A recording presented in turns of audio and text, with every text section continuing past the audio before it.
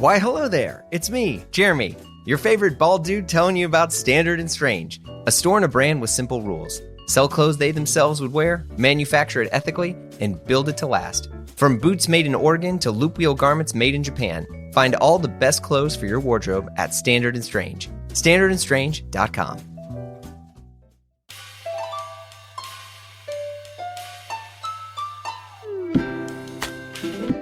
Hey folks, you're listening to Blammo. It's Jeremy Kirkland. How are y'all doing? We're back. It's 2024, everybody. La-dee-da. How do we feel? We feel good? Did everyone have a good holiday? Get some good stuff, get some good fits, get into some nice arguments, whatever it was that you did. I love it. You know, we all did our thing. Still getting our fits off. World keeps turning. That's just how it is. Is everyone back? Like, are you listening to this like you're back at work or you're back in the commute? I gotta say, you know, last week you kind of assumed a lot of people were back. People were not back.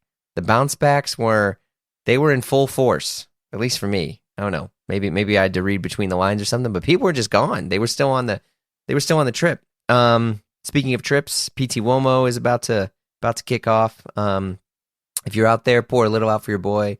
I am not. You know, if you really want to know, you can listen to some other pods, but you know, some family issues. Had to say goodbye to Grandpa. You know, that's some rough stuff, but all good things. A lot of good things. Speaking of great things, and actually a little bit of a throwback, we have an amazing guest this week, Christopher Bastin of GANT. You might have known him from GANT Rugger, but if you don't know, he was the designer that and when I say we, I mean anyone who was getting into clothes in the mid-aughts or was, you know, on Tumblr, but he was the designer that we were all obsessed with. He would, you know, Swedish designer, incredible guy, but he was all over our Tumblrs, all over our feeds, Twitter feeds, you know, RIP Twitter. But like he was just the guy, and he was cool because he was a fun guy. You could hang out with him. He knew a gajillion times more about clothes than you did. He had great taste. I mean, I say this all in past tense. He still got it. He's still here. Because the truth is, he's back again. He's actually been back for a while, but you know, it was hard for him and I to pin each other down. But we did it. We had an amazing chat. I really love what's happening at GANT. So excited that he's back there. But we had a great chat. Chris and I chatted about what he's been up to the past few years. We talked about making clothes in America again, the Taylor Swift bump, which is a pretty wild story, by the way, music, and his never-ending love for vintage. Let's go. It's Christopher Bastin on Blammo. Here we go. How are things? Things are good. It's wrapping up before everybody leaves for Christmas holiday, which is going to be so nice. I think everybody really needs a little break now. It's been a very hectic year, but it's also been good. My wife is super pregnant. She's due beginning February. So yeah, kid number 4. Kid 4? Yeah, can't stop, won't stop. Wow. I know, it's like it's bananas.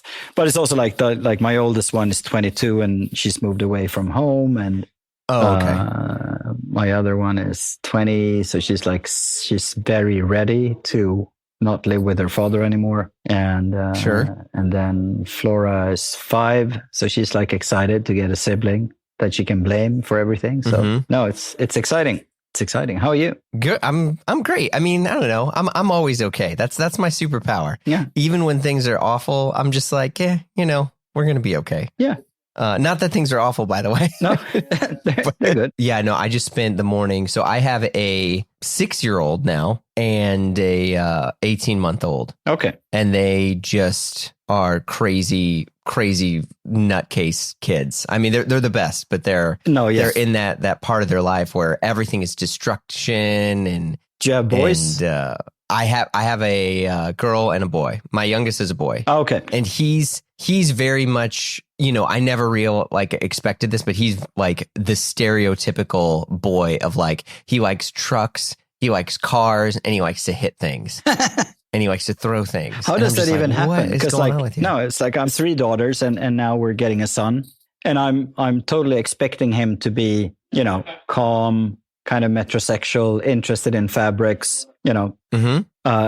I just know that it's going to be like, it's going to come out like this crazy dude who's going to be like, I'm going to be QB1. And it's like, and I don't know how to handle that, to be honest. I'm like, okay, Yeah, it's nuts. I mean, it's funny because, you know, I don't know. I think kids are into the stuff that you're into. And so he sees me, you know, even as like a baby, he sees me caring about like watches or whatever. And a lot of times when I'm trying to change his diaper in the morning, I'm just trying to find something to keep him busy. And usually my hand, right, is right in front of his head. Yeah. So there's a watch on it. So I'll take my watch off and just hand it to him to give him something to fidget with so I can finish, you know, changing him. Perfect. And all of a sudden he's into watches and he's just like, watch, you know, and I'm like, that's kind of cool. Rolex passion report. I mean, we'll see how it goes. Yeah, exactly. Yeah, I know.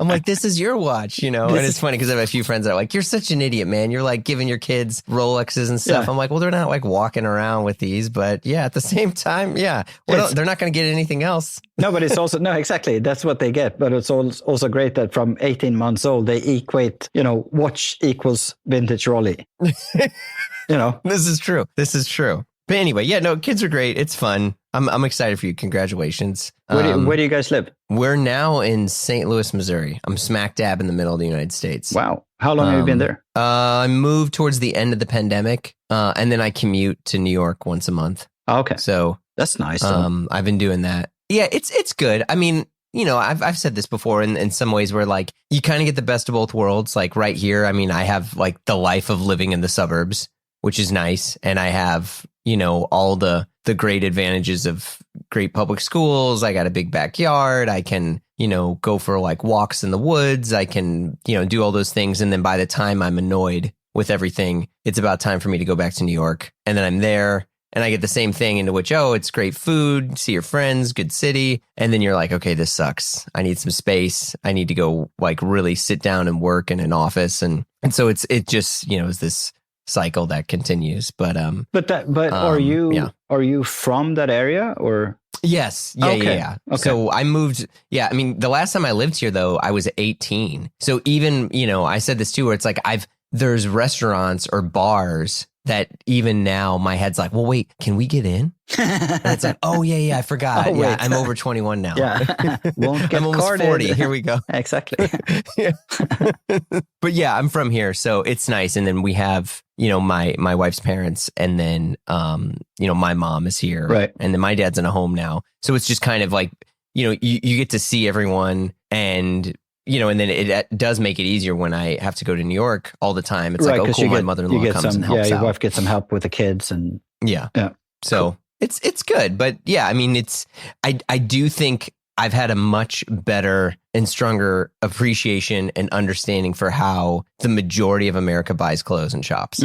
Yeah, because New York is not America, that's for sure. No, I mean, I love New York and it's the America I want, but here people don't really go into stores as much. And the ones that they do, it's like an older client. They spend 100x the amount of money that me and my friends do on clothes because we either get discounts or you're super selective and I'll get my pants from here, my shirt from here, my socks from here, and these guys, they just go to one place and they throw down and they just keep hammering that place forever. You know, like there are people that the best example is just like Under Armour. Like everyone in my neighborhood just spends tons of money on Under Armour. And I think it's the wackest brand on the face of the earth. Sorry, Under Armour. And they're like, you're so gay with all your clothes, man. Yeah, it's funny because that happened at one point where I'll wear whatever I'm going to the gym after this. So I'm like, in a t-shirt and coat, but like I'll wear whatever I'm going to wear to pick up the kids, and whatever I have on throughout the day. And sometimes it's like, nice corduroys, top coat or something like that. And on a handful of occasions, a few of the folks have been like, oh, like, is your wife or partner, like they put up like, oh, maybe, and I'm like, no. Yeah, my wife. Yeah, she'll be here later, whatever. And you just kind of like, move on. I mean, everyone here is obviously very respectful, but the fact that like, it's like I the don't fact have that you're wearing a coat kind of makes you gay. I love it. It's hilarious. Yeah, there's a few things where it's like, well, I don't have a truck. I don't have an NRA sticker on my truck, and I have shoes that have leather soles. Oh, and so it does not compute. Yeah, how are you supposed to survive in that when the Russian comes, man? Yeah, so cool, amazing. I've never been. Those it's guys, but it's also like funny because as much as I've been to the States, it's like I've never really experienced America. It's so weird because I've spent all my time in the States in either New York or Los Angeles, and like they're both kind of, you know, just like cosmopolitan cities whereas like everybody keeps telling me, it's like, man, you gotta get into, you know, upstate. I've been upstate New York, but that's still like, it doesn't feel like I've experienced America in the sense that I would like. I'm actually going to go down to North Carolina to Garland. Okay. Which we will talk more about later. And I'm really looking forward to, you know, seeing something else and kind of experience like the heartland and all that stuff. Yeah. I mean, I would definitely recommend going to, I think Nashville is kind of the best of everything, in the sense that Nashville is this, you know, people have said it's up and coming for ages, but it's very much a strong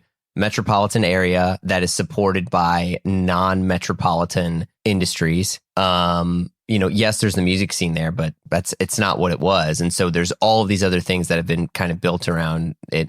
It's an extremely affluent area, at least most of Nashville. It's also like totally reinventing itself because you have the East Nashville, which is basically like the other side of the river. The food is great. And I think you get this like perfect dichotomy of people who love and care about clothes, and then also people who just buy clothes because they have to. Yeah. And they're right next to each other, you know, versus I feel like that's not as common in some other cities, you know. But yeah, like if you go to Charleston, like Charleston's a good spot, but Charleston's still predominantly, you know, super, super white, upscale, affluent area. But Nashville, I feel like, has it all smashed together, and it's great. Right. Yeah. And so you get a really good understanding of Americans there. Yeah.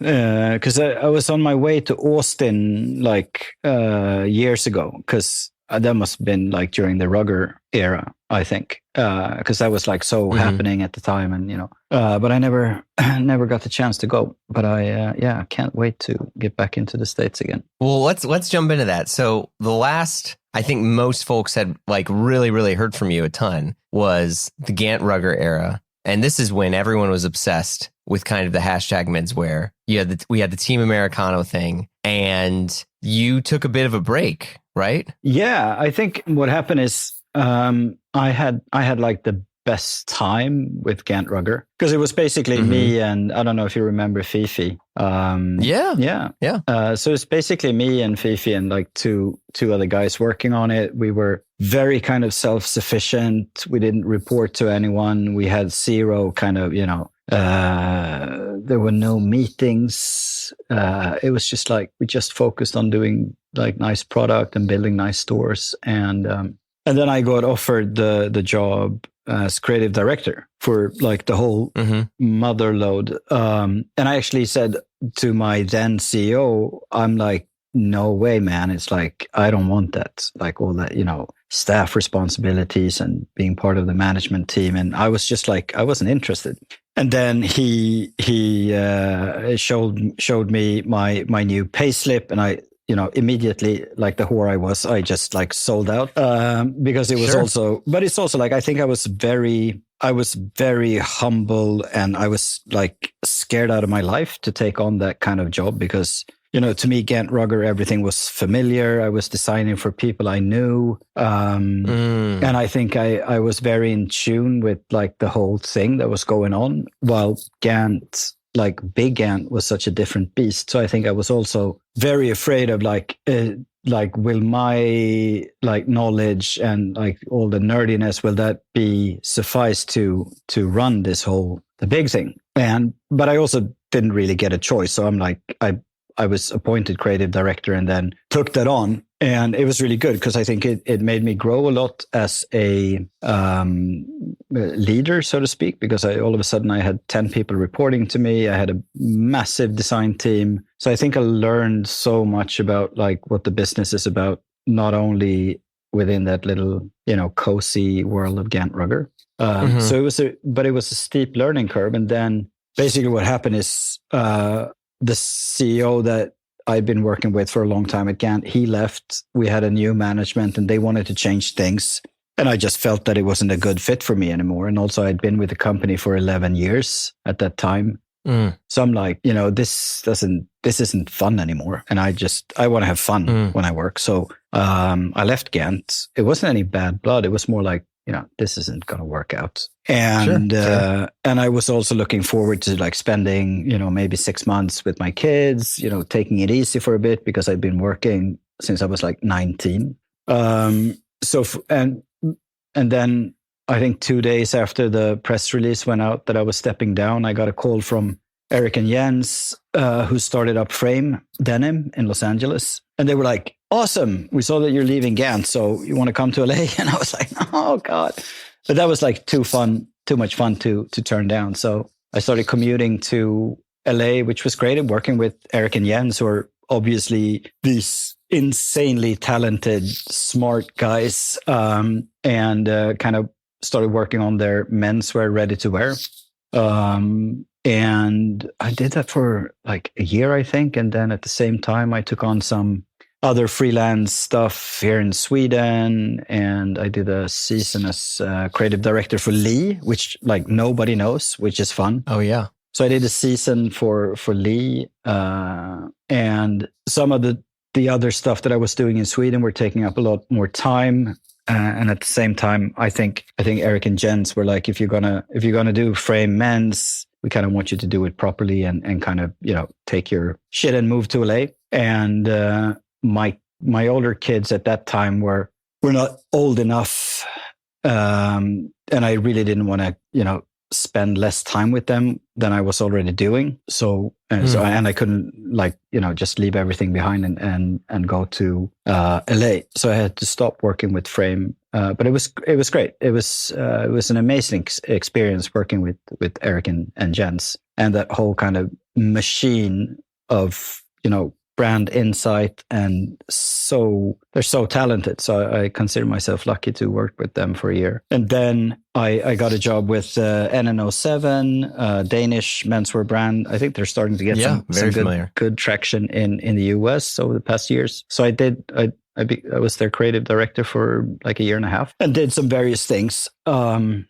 then the new manager, or like the new CEO that came to GANT, got canned. And then I got a phone call, and I was also ready, because I'd been commuting over the, better part of like 3-4 years, first to LA, then to Copenhagen for NN07. And I was traveling a lot. My wife was pregnant, so I really wanted to get back kind of to Stockholm, and GANT called and asked if I wanted to come back. And I always felt that there was so much that I hadn't done at GANT that I really wanted to try and kind of see if we could, take the brand on a journey where I thought it could be. So I was like super excited, and it was really weird to come back in a way. And I was so nervous because I was away for like 4 years. Right. And what made me like so excited is that there was a lot of like new young people who started over the years when I was gone. Super talented design team, product team, a lot more insight. We were a much better company, I think, because we spent a lot of time on, getting the business in order. So when I came back to GAN, it was also kind of under the premises, what I didn't want to do is go back into the role I had before, where I spent, 50% of my time having, development reviews and have 10 people reporting to me. I said, I would love to come back, but then I want to focus on the stuff that I'm good at, which is kind of making beautiful clothes and conceptualizing and kind of caring about the brand and our story and all that stuff. So I actually started working pretty much only with getting our kind of brand story back on its feet and kind of slowly taking GANT back to where I think it should be as a brand, getting some soul back into it. I think we lost our soul a little bit, not just because I left, but I think we started looking way too much we started looking at price before product, I think. And I think to a company like GANT, product is, 1, 2, and 3, and then you can start looking at the price. And also our kind of story was kind of forgotten, and I think we forgot where we came from a little bit. And then, so I started by actually spending like 3 months in our archives and just getting everything sorted and kind of building from there. And then I started working on collaborations, which is something that GANT hasn't done before. And because I think the first day was funny, because the first question I got when I came back was like, are we starting GANT Rugger again? I was like, I don't know, but I don't think so. They were like, why? It was great. But it's also like, I think when you've been at a company for so long as I was here for 11 years and then come back and, you had this great run with Gant Rugger and it became almost like a little baby. But I think that, this is going to sound horrible, but I think that baby kind of a little bit died or, got adopted to somewhere or, it got lost. It got lost. I know what you're saying. Because when I left, they closed Gant Rugger down because I think without me, there wasn't much like Gant Rugger left, to be honest. But so I also felt that when, like, let's not do that again. Let's instead try to create that kind of feeling and that sensibility about product. Let's try to incorporate that into the whole brand instead. So that's I think a lot of my time that I spent here in the past years since I came back has been to kind of get everybody on board on that journey to create a brand that becomes a little bit more personal, that actually, cares about product and becomes very nerdy about products, and who also becomes very nerdy about our brand's story, since it's such a beautiful story. And then, at the same time, working on these like small collaborations, which were purely driven by, passion and had zero like commerciality behind them. It was just like, let's find like good, fun projects that can add something to us, but where we also can get like really inspired by, if it's an artist or if it's another brand or, so it was a very kind of free, I would say, first 2 years when I came back. And also when I came back, there wasn't a creative director in place. So the design teams had been running it by themselves for, a season or two, and they were doing really good. So I also didn't want to come in, I'm back again. Like, the sheriff is back in town. It was more of taking on the role of like facilitating what they were trying to do. And then maybe finding a way of like conceptualizing it and like, being the narrator of the story that I think we needed to start telling people. So it's also been a very, I would say, effortless transition into the brand that we want to be today. It's really good to be back, actually. I thought it would be trickier to kind of, the second album. Right. Do you even loop wheel, bro? Do you know what loop wheel garments are? I actually didn't, honestly. I was just like, oh, it's a flex. It's a special kind of cotton. Yeah, kind of. But the folks at Standard and Strange dropped a ton of knowledge bombs and their own incredible loop wheel tee, made in Japan, of course. But back to loop wheel. It's an antique circular knitting machine that relies on gravity and uses spring bearded needles. Do you get it? Bearded needles? What the heck? Look, all you need to know is it's dope. It's better, and if you want to learn more, visit standardandstrange.com/loop wheel and check out their new loop wheel tees. Trust me, your boy is partial to yellow because, duh, but the tees are fire no matter what color you pick. The fit is spot on, and it's a classic tee that looks like it's from every era ever and fits like a dream. And it's from the folks from Standard and Strange, the shop that helps you own fewer, better things. Run by industry vets who are focused on incredible product from incredible vendors. And look, if that's not your vibe, check out some of their huge offerings of other Japanese denim or boots. But listen, the shirts, fam, the shirts, the loop wheel. So visit standardandstrange.com/loop wheel to learn more. Standard and Strange. Own fewer, better things at standardandstrange.com.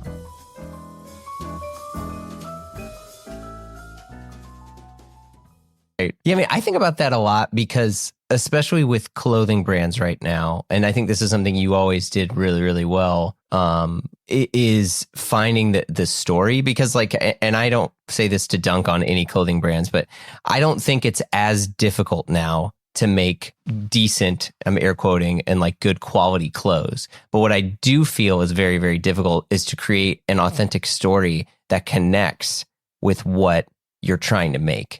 Because a lot of people can say, oh, I'm going to hit up this factory and we're going to make these shirts and they're going to cost, they're going to cost a lot of money, but we're going to have to spend all this money to make up a story that isn't really true to sell this stuff. Because at least as my understanding as just an American, I'm always attracted to the story, the history, why something is special versus purchasing something in a utilitarian mindset of like, I need shirt, here is shirt, you know. And one of the things I've always felt you've been able to do really well, and especially with the history at GANT, is there is a story and it's not fake and you don't have to make it up. It's all true. And it also taps into something that's a part of, you know, the classic American heritage.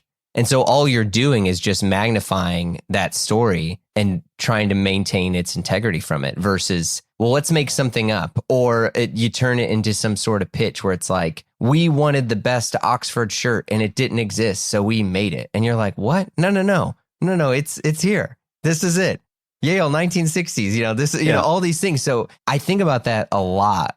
And because it's something that I feel like also requires effort to guide it, but you don't want to, the more effort you make to control it, the more it looks fake. Yeah. And so you've always had this very good light touch in how you made and guided narratives and storytelling that always feels really pure. Yeah, thanks. I really appreciate that. And I think it also comes from the fact that I don't have a formal training. I didn't go to design school. You know, so I kind of had to learn along the way how to make clothes rather than designing. And then, you know, after a couple of years, when it's all you do, you know, I still don't call myself a designer. I think I'm more of a, I don't know. It's also funny because it's all I do is design stuff. But it's you're like, I'm not a designer, but it's basically all I do. Okay. But it's also, I think it's so silly, but it's like, it's a stigma that I have. And I find it highly offensive if I'm in a room together with people who have, like, you know, 5 years at Central St. Martin's and could, you know, they can draw a shirt and show like Marc Jacobs, he can take a pencil and with 5 brush strokes, you can tell that it's, you know, that's a silk or, you know, that's a down puffer, which is like, I want to be able to do that, but I can't. So I'm really good at Photoshop. But I think instead I had to use my passion for writing, for instance, or storytelling, and my OCD when it comes to finding out everything there is to know about us as a brand, because that's my way of getting inspired and kind of trying to find a new story to tell. Because it's also like, yes, we were born on Yale campus pretty much in 1949, but if we do shitty clothes, like, you know, it's useless. It's like, yeah, great legacy, man, but it's like your clothes suck. So, and also instead of like shoving that story down people's throat and like screaming all the time, you know, we're one of the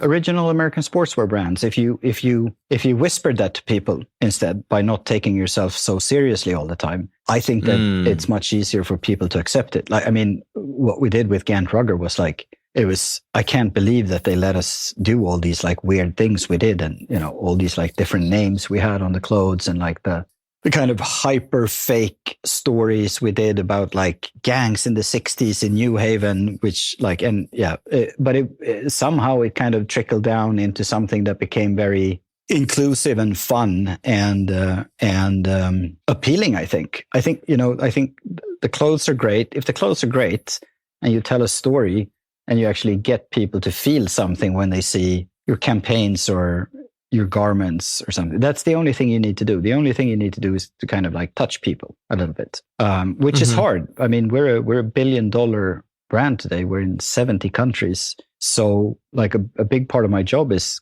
kind of to find that balance and like, how do we still keep behaving like, I wouldn't say an underdog, but I like the fact that we're a lot smaller than Ralph and Tommy and these like massive companies, because it also gives us room to be a little bit like, you know, the obnoxious little brother. Well, I think you also have done a really good job in making yourself somewhat accessible. And I add somewhat because people can still connect with you because, you know, with the position that you have, people are connecting with the brand, but a lot of other people are connecting with you. And I think, you know, that creates like an empathetic relationship with the brand, is where, not that like if I feel that I'm buying GANT, I'm supporting you and your family. I wish. But just like I have this connection with, I'm like, well, I know, you know, I'm familiar with Chris Bastin. Like I'm familiar with, you know, this part of his life, because I feel like Ralph Lauren is probably one of the best examples of that. But over time,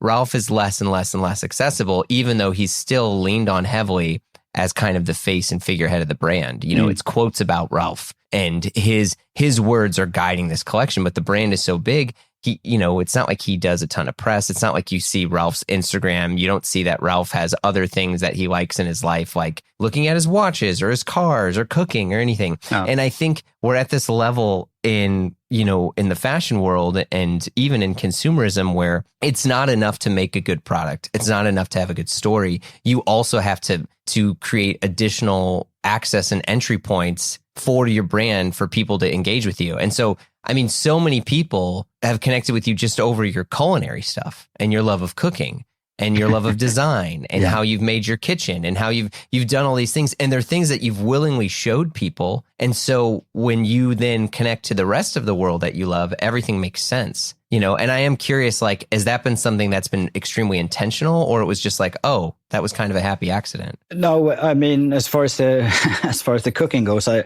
think, I mean, I don't have a big following, but I think the people who do follow me, I think 85% of those are following me because of my cooking. And most of the people, they don't have a clue that I'm working at GANT as a creative director, which I think is also great. And it's very liberating. But I think it's the same thing when I was working with GANT Rugger, and it also became kind of our world. Because I also think that when we started working on that, and me and Fifi were traveling the world together, and, you know, we were so absorbed into this world. And so our lives became kind of a reflection of, or I think, you know, what we wanted to do was to kind of have a GANT Rugger life, you know, great clothes, hang out with fun people, drink pork slaps at the Standard, everything that was cool back in 2010. And, you know, we were looking at how Tom Brown kind of changed things, and Band of Outsiders, and all these like different things that had such a great impact on our lives, not just like our work, but it actually affected our lives because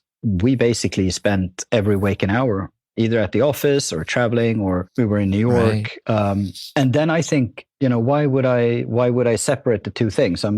It's not like I want my work to be this kind of mushy part of all of my private life. But it's, if you're in it, like, at least I work that way. If you're in it, you might as well, you know, go all in. And then I never made a distinction between what I share with people during interviews or on Instagram, or it just becomes like, it became one. And I think people appreciate that. To the point where it also, because what I don't want to happen, and what I think a lot of brands, they take a very big risk on hiring somebody, and, you know, you make them the face of the brand to a very large extent. So that's also something that I need to navigate, because I don't want to I don't want to put myself in the position. I don't think GANT wants that either, where a brand becomes very dependent on this one single person. I don't think it's good for the brand. I don't think it's good for the person who has that role, because it makes you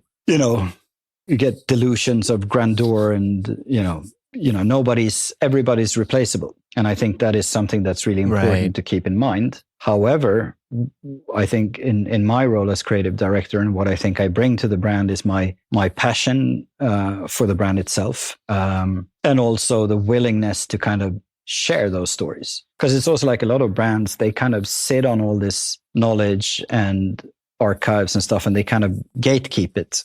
Whereas I think it's like, just like, be very democratic about it. Let's just like get everything out there, and, you know, show people what inspired the collections, or, you know, bring our archives to the public. And I think that makes us a little bit different from a lot of the competition as well. Well, yeah, I mean, I think, you know, the archive exhibition, which you're also wearing the hoodie of, like, I think that's a genius move. And it made me wonder, like, wait, why don't other brands, like, why hasn't LL Bean done this? Why hasn't, you know, because, you know, why hasn't Levi's done this? Because I think we're also at this part now where the age of many people, like, you know, and whether it's Gen Z is getting older, but like, people want to understand the history behind things. And, because we're so surrounded by things that are new and new stories and new and improved, and this is better, and the new iPhone and the new this. And I think sometimes there's like a bit of just like newness fatigue, that sometimes you just want to go back and find out why something was special. And, specifically on clothes, where you have so many of these like younger kids, younger adults, whatever, they're growing up in an era of very fast fashion, that they're not always able to understand, well, what inspired this? What the person that on Instagram that told me to buy it inspired this. It's like, no. Where is this story coming from? Yeah. What's behind that? Why was it designed around utility? And I think, the exhibition stuff was just genius. I mean, I hope you do it over and over again, forever and ever. Yeah. It's also like, I think it was from a brand and from a storytelling perspective, I think it turned out really good. It's like better than expected. Yeah. It was also from a pure egotistic point of view, it was also something that I wanted to do for the better part of like the past 15 years. So I think also like when we started talking about like, how do we get our, archive and story out there? I'm like, let's do, what about like a little exhibition, like New York, Paris, and then,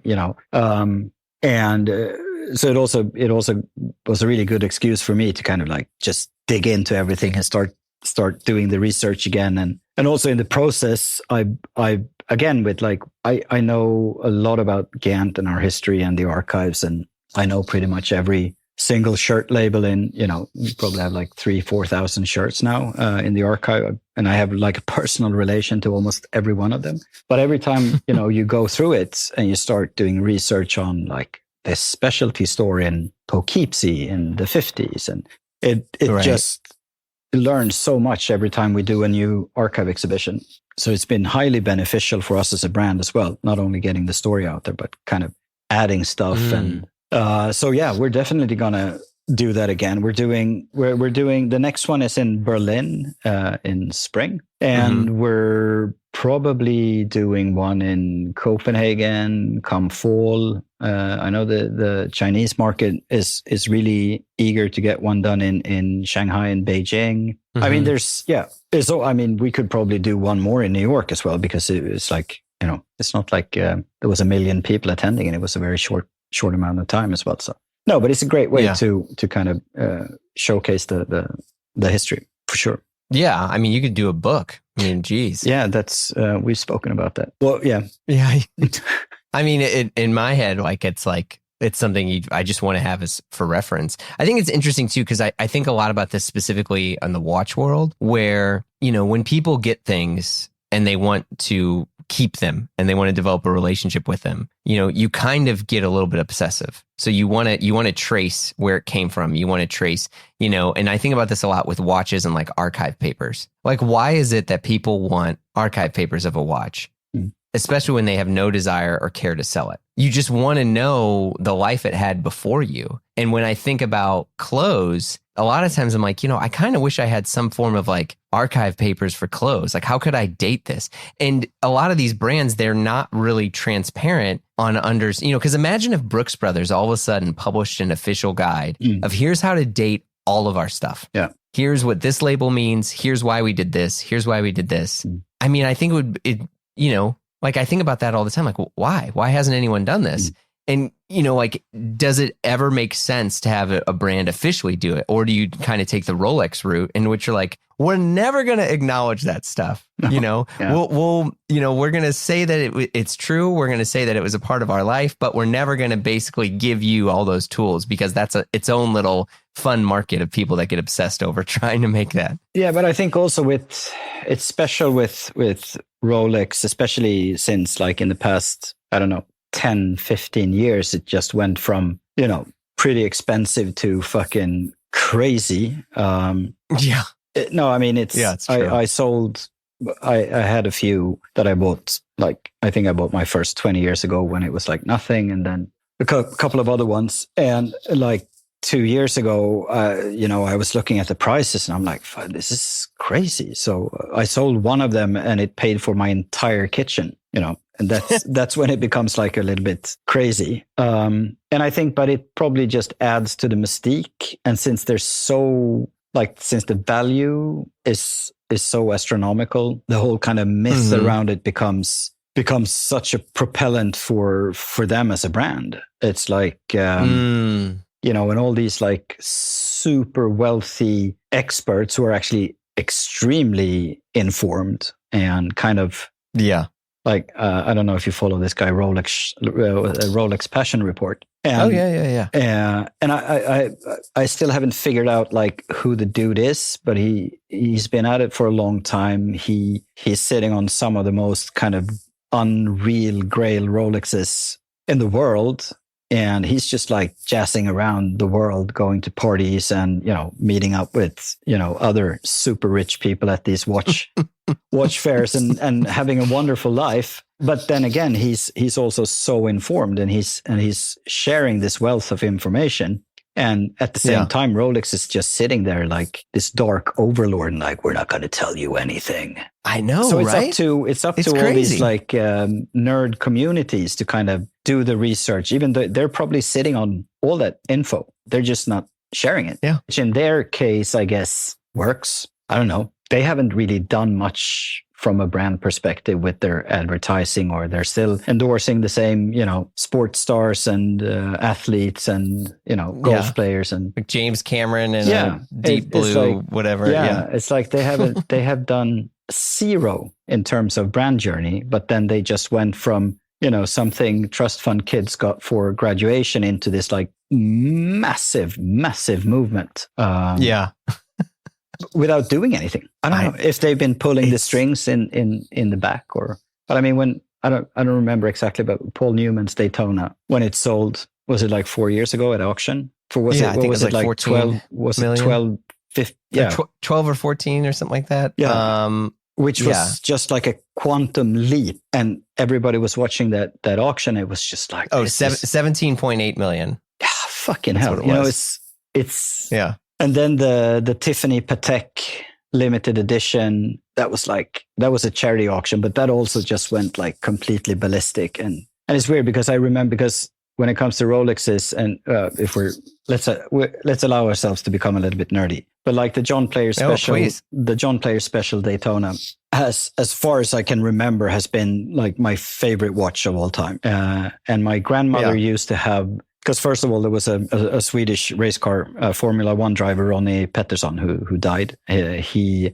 drove the most awesome Formula One car. It was all blacked out and had John Player Special on the side. So I grew up like worshipping him. And then I remember vividly, my grandmother had this beautiful black backlight can for cigarettes that was marked in gold with John Player Special. And then I think like the first time I started getting into vintage Rolexes when I was like 2000-ish, a couple of years before I joined GANT. And there was very little information. Like internet was still kind of not new, but there wasn't, like, eBay was going and stuff like that. And then, so I came across this John Player Special, and at the time, I think it would be roughly like $7,000, $8,000, I think. Wow. And it was in shitty condition, but it was still like, or maybe it was $10,000. And I remember like sitting there and like, wish could afford this. And today they're $1 million. And it's like Bitcoin. If I only knew. Yeah. The hindsight bias is very real with watches. Yeah. You know? And no, but I think, and at the same time, you look like, you know, some of the most kind of heritage, you know, heavy brands out there, like Levi's. And it feels like they're treating their archives. Everything is kind of like locked in a bunker I think it's in San Francisco. And I get that it's extremely old, and it's extremely, I mean, some of it is very fragile. So it's a lot of like white gloves and, you know, controlled humidity and all that stuff. But it also takes away a little bit of the allure around it. That's why I love guys like Britt Eaton, who's just like hammering all that stuff out on his Instagram account, and everybody in the denim world feels like they're very generous about the information as well. But it's a tricky thing to be a heritage brand and how to treat it. It's a fine balance, I think. Well, because there's also examples of people that have tried to make something not precious, and it really backfired. Yeah. And I'm not, you know, we can there's watch brands I know that tried to do that. And everyone's like, yeah, but no one cares. And in my head, I'm always like, why does no one care? What is it that, and I think that's the interesting thing too, where it's like, it could be because I have a friend who works for a company and I'm like, yo, it'd be so amazing. Like I was telling you, if there's like some way to connect the dots about like the history to understand that, to date things, etc. And he was like, well, if you don't have to work for it, I don't think anyone's going to value it. And I was like, no. But I think there's something there. It's like if you make everything super easy and accessible, there's not much of a reward for the labor of the hunt. There's still so many people where like the joy of the product is in the journey of getting it. Yeah. Yeah, 100%. And learning about 100%. And I mean, it could be like, the Swatch collab with Omega, or, it doesn't have to be super expensive, but I think it's always something about like, because it's like, I mean, we've replicated a few of our shirts over the years, and we did it all the time for GANT Rugger, but then we didn't tell anyone that it was like, this is from 1972 or whatever. But if you make like 10,000 of that shirt, there's nothing special about it. So I think it's also like creating those little beautiful pieces for a crowd that really appreciates it. Then it becomes, we did like the first ever collab, I think GANT did, was when we did a shirt with Michael Williams, the ACL. Oh, yeah. GANT Rugger Madras shirt. And we made 73 pieces. I haven't thought about that shirt in ages. And then somebody on Instagram they DM'd me and it's like, dude, have you seen this? And it was on eBay for like, I don't know, $450 or something. And that made me so incredibly happy because I'm like, yeah, that was like, yeah. And it's such, I mean, there's like 50 people in the world who even cares about that shirt. So, that's all you need. You only need one other person to make something else care about it. Yeah. So, but it's something that we actually started looking into, especially we're turning 75 years next year. Yeah. So we're commemorating that by actually creating a very limited capsule collection of some grail pieces from the archive that we kind of reiterate. Which has been like super fun because it's like you can get like really down and dirty and dig into stuff. Amazing. Yeah. So that's going to be fun to kind of get out there. Is this where the garland comes in? This is where the garland comes in. I mean, that's been a journey on its own. I know I was up in New Haven a couple of times. My last run with GANT, visiting the old GANT factories. There's one on the corner of James Street. I think it's 162 James Street in New Haven. And there's this, laminate company there and like office supply storage. And they let us in, and on the concrete pillars in that kind of closed down former factory, there's still like GANT shirt maker stickers. There were like little remnants of, our previous operations. So it was like 100% goosebumps in there. And so I think at that time, I started feeling like we need to start doing shirts in the US again. Not only as like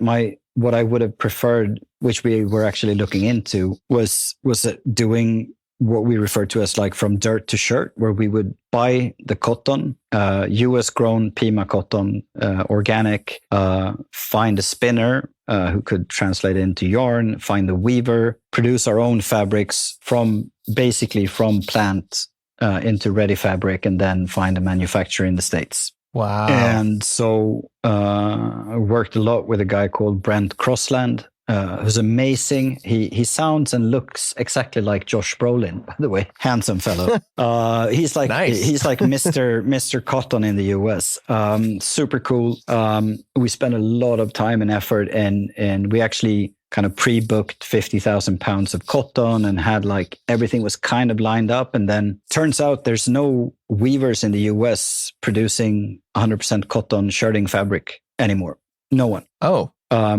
So we were starting to kind of find a way around that. And it just turned out to be too complicated and too, we just realized like we can't spend all this money and time on trying to realize this. We basically had to, produce 50,000 shirts in the first run. And it was just like, it didn't become realistic. However, in this process, we found Garland Manufacturing, Garland Apparel down in North Carolina. And it's also, it's such good karma because they opened up shop in 1954 and produced Brooks Brothers shirts until Brooks Brothers filed for Chapter 11 a couple of years ago.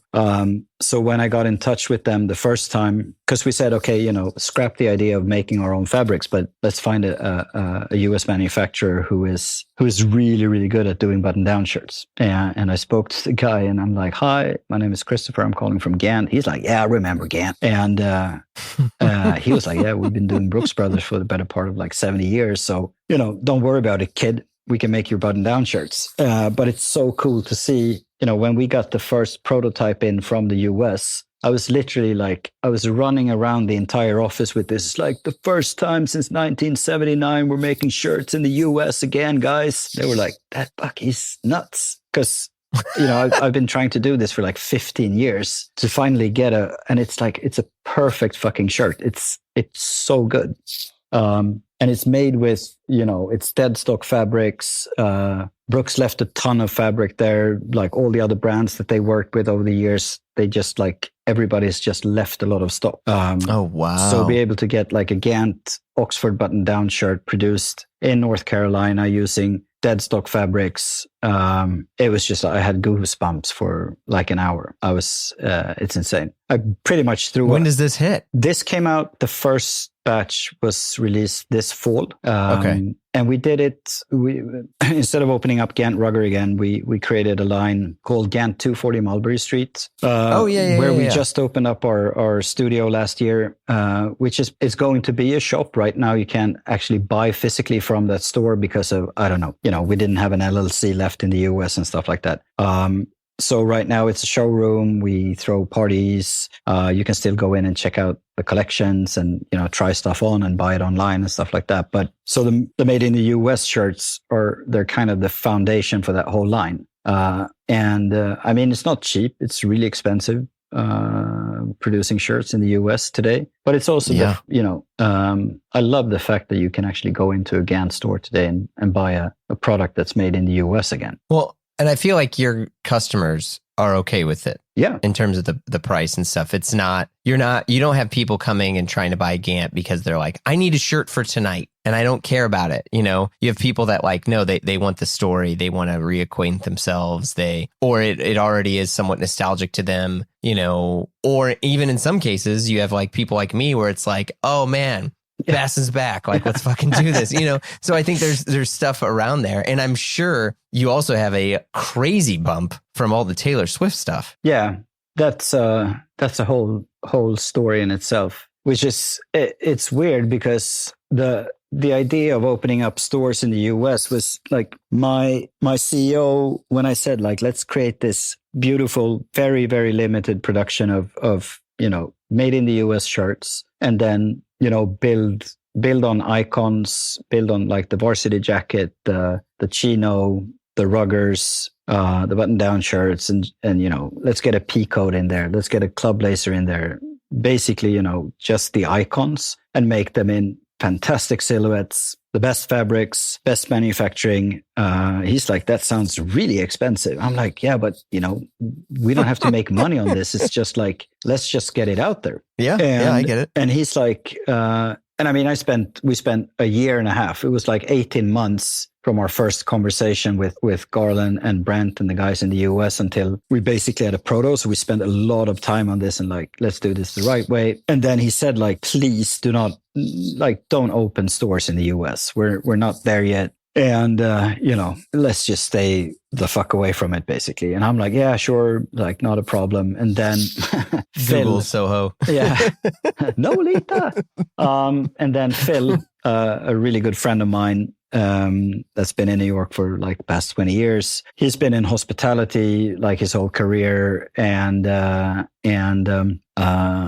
he was creative director at Soho Grand. He worked with Public. He, worked at Boom Boom Room and all these places. So his superpower is like getting the right people to the right place. So he and he's really good friends with Kristen Stewart. And I think that they were kind of discussing, wouldn't it be amazing to have this little space in New York, like this amazing bar that isn't big, where nobody cares if you're an A-lister or if you're, John Smith from Milwaukee. It's like just a little, almost like a members only bar. Yeah. And then he called me and said like, man, I'm going to open a bar with two of my buddies. Leo and Justin. Justin is running Bar Primi, and Leo is, the top dog at Bowery. And I'm like, yeah, that sounds amazing. Like, see you there. And he's like, yeah, but the thing is, like, it's down in the basement, but we also have a little retail space on top of it. Like, wouldn't you like to open up a small shop? I'm like, oh. And it was literally like the week after my CEO told me, like, don't go there. But so we started like discussing the idea, and I pitched it to my CEO that, the paparazzi images alone of people coming in and out of that bar. And if we just have a little GANT sign in the window, that's going to pay the rent because, free PR. And I spoke to Phil, and I'm like, if you get like people that you think are cool, or, if they're celebs or just like inspiring people, you got the keys to the store, take them up there, let them check out the collection. And I think, I pitched exactly this scenario to my CEO, and he was like, yeah, whatever, kid. It's like, okay, open the store and like, just like, let's see. And then I'm on vacation with my wife. We're sleeping in. And Phil is like FaceTiming me like crazy. And I'm just like clicking him away because I'm sleeping. And the third time I'm like, I'm texting him. It's like, dude, I'm on vacation. It's 7:00 in the morning in Sweden. Like, I'll talk to you later. Then I flip my phone over like an hour later, and he's like, yeah, you're all good. It's just like Taylor said, she just wanted to say hi and that she loves the stuff. I was like, oh, okay. So yeah. What a power move. Yeah. Something to tell the grandkids.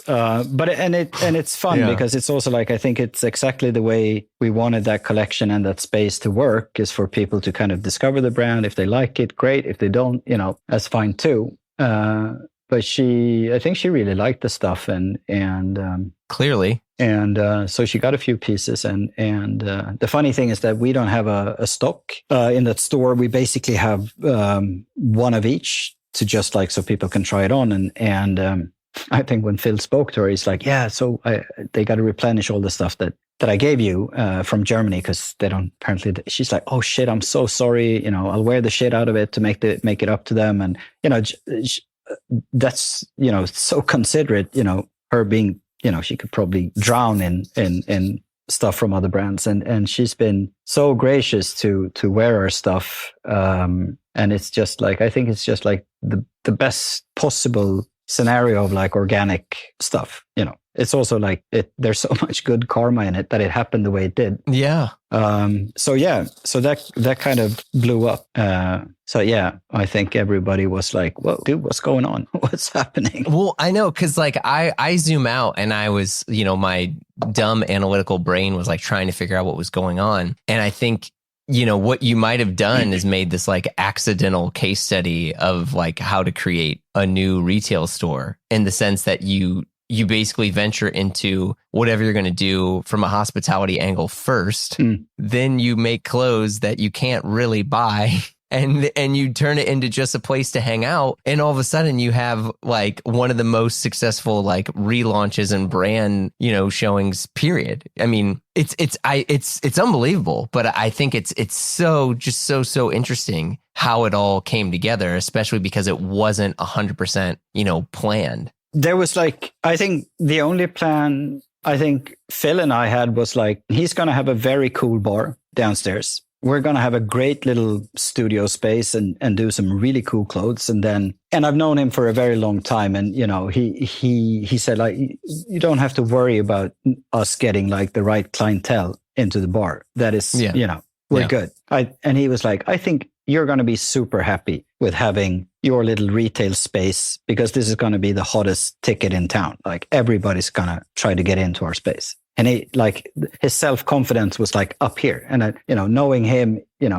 I just knew like it's going to happen. It's going to be exactly the way that he says. And we basically got that space just because that dude knows how to run a fucking fantastic bar. So yeah, I think it's a different way of looking at things, but it's also, and I love my boss for just being like, yeah, this sounds like, might get legs.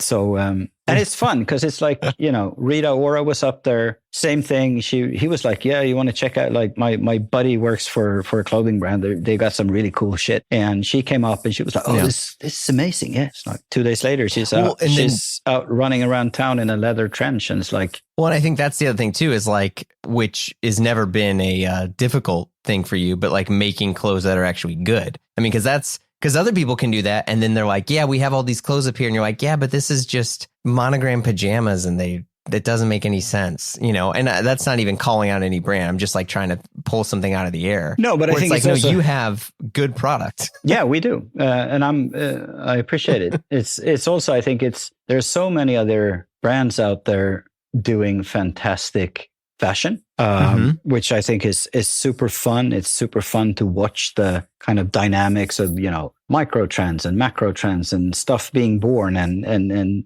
I think the big difference today is that it happens so quickly. It's like, there's all of these like super quick fads that are, they get blown up so fast on social media. So the hype is over before the garment is even out in the store. So instead of trying to cater to this like mass history fast thing, is like, why don't we just make stuff that people really, really would love to wear? Like not just for a season, but, and I mean, working with our little realm of the fashion world with like varsity and preppy and kind of collegiate American sportswear. It's just like, it just boils down to very basic stuff. It's just like great fabrics, really good silhouettes, and kind of, playing with that. It doesn't really take that much. I think it's also, and also like we don't have, if you look at Aimé Leon Dore, for instance, they built this incredible cult following in a very, very short amount of time. And I think what they've done is unbelievable. But they also make like it's good stuff. It's like when you go into their stores, it's not weird.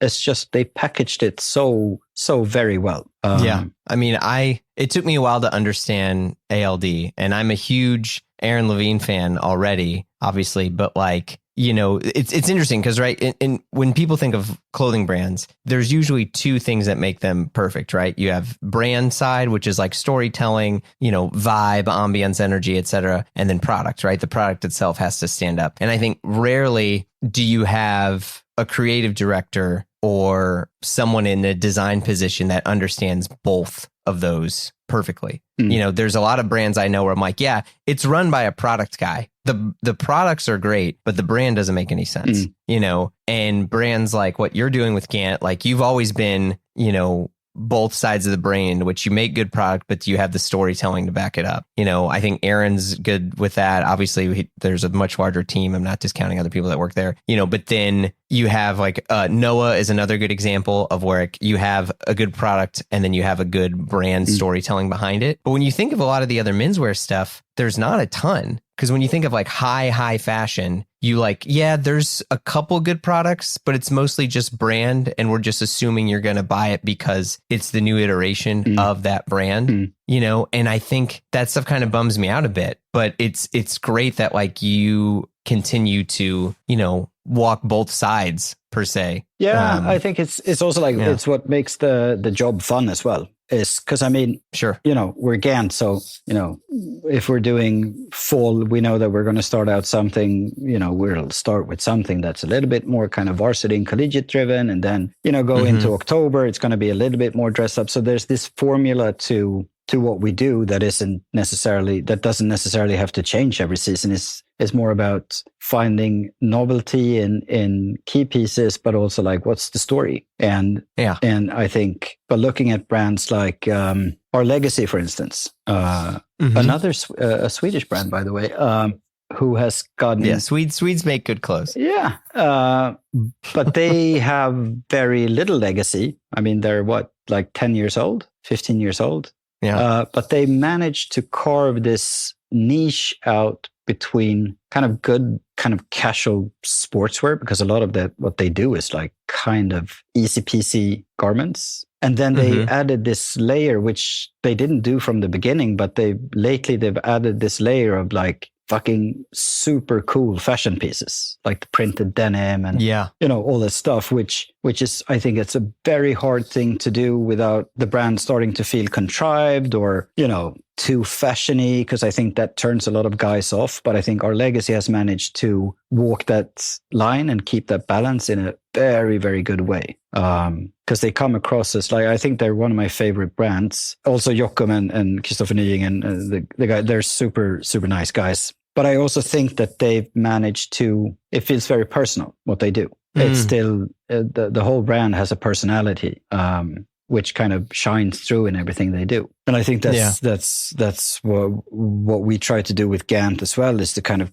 maintain that personality or make sure that we come across as that brand who actually has a personality, and not just become this massive monster that churns out, a gazillion pieces of clothes every year. So that's the tightrope to walk, I think. Yeah. I mean, I think it also speaks to the fact too that we're approaching this sort of era where collections aren't necessarily tied to specific seasons, and you can also make the same silhouettes and maybe slightly different fabrics in this. Like, it's not like, okay, everything you just worked on last year, you have to throw out the window and start over completely from scratch, and you can't reference anything you just did. Where it's like, well, you're not building at all. You're just driving yourself crazy. Yeah. And I love that you get to, leverage the things that you've been refining and the things that are part of the history. Yeah. So, yeah. Yeah. And I think it's kind of exhausting when you look at, the big houses that constantly, because they're, most of them, they make all their money from either it's handbags or it's beauty products. Very few of them actually make money on their ready to wear. So they have to reinvent themselves with every show they do, and kind of also looking at some of the brands where a creative director comes in and kind of becomes that brand for a couple of years, which I think it could be a huge upside to when Virgil came into Louis Vuitton, for instance, which was just like such a game changer, because all of a sudden that kind of fashion house with all that legacy and with all these iconic, talented designers and creative directors, all of a sudden has this guy that just turns everything on its head. And which is, obviously a formula that everybody else is trying to replicate with, some being very successful at it, some not. But it also becomes, to me, it feels like a very volatile strategy, because you have a brand that's been around for 100, sometimes 200 years, and you put it in this hand of a single person and their design team. And, normally they take a lot of people with them from other companies, et cetera,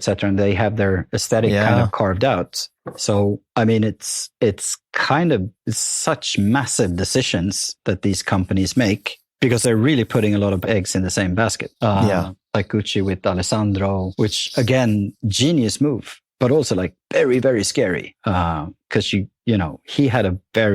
I think he had a very cool run with Gucci and what he did. Not so sure about where it's going. I don't, that's the thing too. It's like my heart kind of breaks for some of that stuff. And then at least for myself, like I feel like I have aged out of that brand, because for some people, it's like, oh, your connection is with the designer. And when the designer is no longer there, you don't really have the relationship to the house as much, because you also feel like you're, Eddie Slimane is probably one of the best examples. There's not people that are all like, oh, I need all this Saint Laurent stuff, because one, he's not really there anymore. And the stuff, there's every year there's a little bit less of like his thumbprint on it, even though obviously he's been Celine and stuff now. And I think they're more loyal to the designer than to the brand, but the brand is what gave all the cash to the designer to design anyway, and like I could just talk in circles over it. And I think it's such an interesting conundrum, for lack of a better term. We're just like, how is this, what is this going to look like?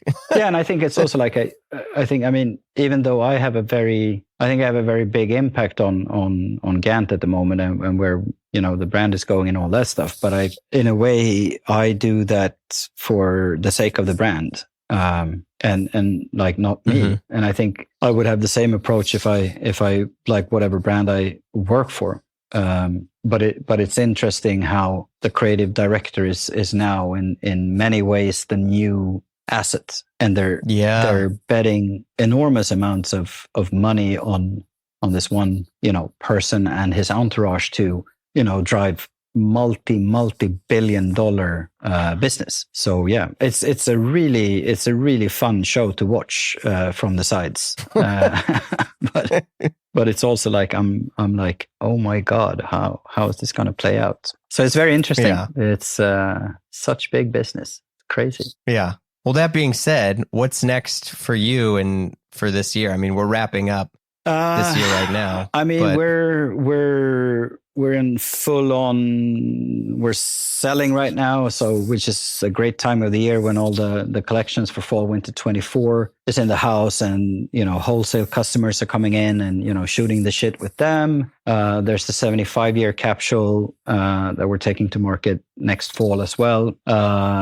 We're doing some fun stuff with GANT 240. We're finally going to be opening the shop to physical retail in spring, so that's going to be fun. And nice. and I think it's also like for us right now, and it's also like everybody knows it's a shit market out there. Economy is failing, interest rates are up, inflation is killing everybody. There's conflicts everywhere that is affecting the whole thing. So 2024 is going to be a steel bath, I think, for a lot of brands out there.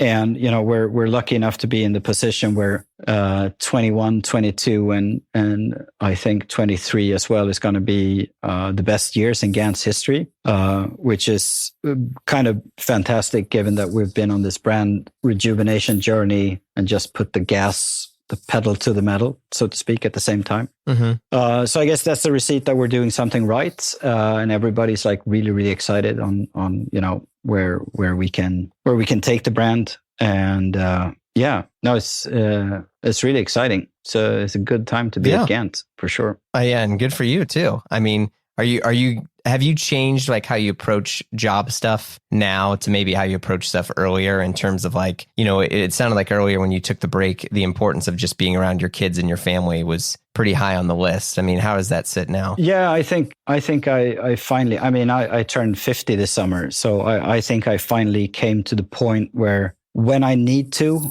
I can take a step to the side and look at the work side of things and like, I can be a lot more chill about it. I don't get stressed at all anymore. I'm very kind of intense in what I put in, but I don't really get stressed anymore and I think that comes with That's age. amazing. Yeah, but it's good also for the health, and also becoming a dad again and kind of looking at what's important in life. I also have a wife that works a lot and is doing a fantastic career, and I want to enable her to have that opportunity as well. So she's killing it, and kind of just enjoying spending time with the kids. So I think I'm finally starting to find that kind of work-life balance, which actually makes me a lot better at my job as well, believe it or not. Right? Yeah.